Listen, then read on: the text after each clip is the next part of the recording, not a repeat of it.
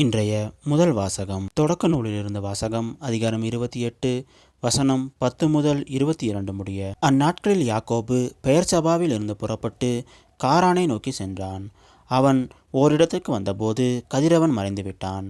எனவே அங்கே இரவை கழிப்பதற்காக அவ்விடத்தில் கிடந்த கற்களில் ஒன்றை எடுத்து தலைக்கு வைத்து கொண்டு அங்கேயே படுத்துறங்கினான்.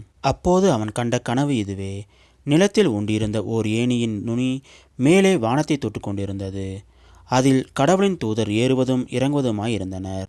ஆண்டவர் அதற்கு மேல் நின்று கொண்டு, உன் மூதாதையராகிய ஆபிரகாம் ஈசாக்கின் கடவுளாகிய ஆண்டவர் நானே. நீ படுத்திருக்கும் இந்த நிலத்தை உனக்கும் உன் வழிமரபிற்கும் தந்தருள்வேன். உன் வழிமரபோ நிலத்தின் மணலுக்கு ஒப்பாகும்.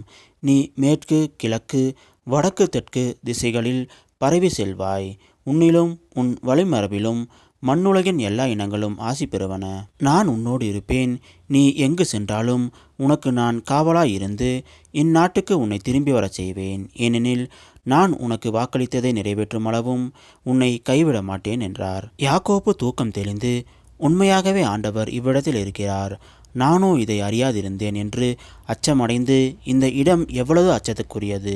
இதுவே இறைவனின் இல்லம், விண்ணுலகின் வாயில் என்றார். பிறகு யாக்கோபு அதிகாலையில் எழுந்து தலைக்கு வைத்திருந்த கல்லை எடுத்து நினைவு தூணாக அதை நாட்டி அதன் மேல் எண்ணெய் வார்த்து லூசு என்று வழங்கிய அந்த நகருக்கு பெத்தேல் என்று பெயரிட்டார். மேலும் அவர் நேர்ந்து கொண்டது: கடவுள் என்னோடு இருந்து நான் போகிற இந்த வழியில் எனக்கு பாதுகாப்பளித்து உண்ண உணவும் உடுக்க உடையும் தந்து என் தந்தையின் வீட்டுக்கு நான் நலமுடன் திரும்ப செய்வாராயின் ஆண்டவரே எனக்கு கடவுளாயிருப்பார். மேலும் நான் நினைவு தூணாக நாட்டிய இந்த கல்லே கடவுளின் இல்லமாகும்.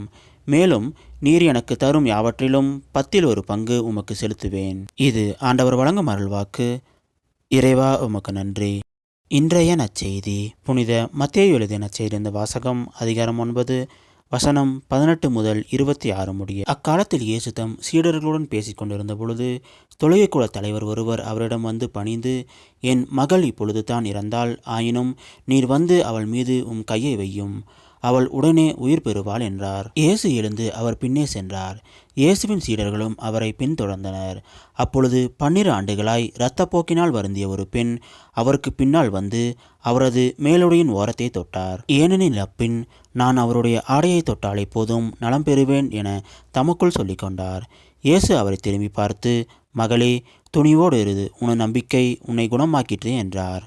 அந்நேரத்தில் இருந்தே அப்பெண் நலமடைந்தார். இயேசு அத்தலைவருடைய வீட்டுக்கு சென்றார். அங்கே குழல் ஊதுவோரையும் கூட்டத்தினரின் அமளியையும் கண்டார். அவர், விலகி போங்கள், சிறுமி இறக்கவில்லை, உறங்குகிறார் என்றார். அவர்களோ அவரை பார்த்து நகைத்தார்கள். அக்கூட்டத்தினரை வெளியேற்றிய பின் அவர் உள்ளே சென்று சிறுமியின் கையை பிடித்தார். அவளும் உயிர் பெற்று எழுந்தாள். இச்செய்தி நாடெங்கும் பரவியது. இது கிறிஸ்து வழங்கும் நற்செய்தி. கிறிஸ்துவே, உமக்கு புகழ்.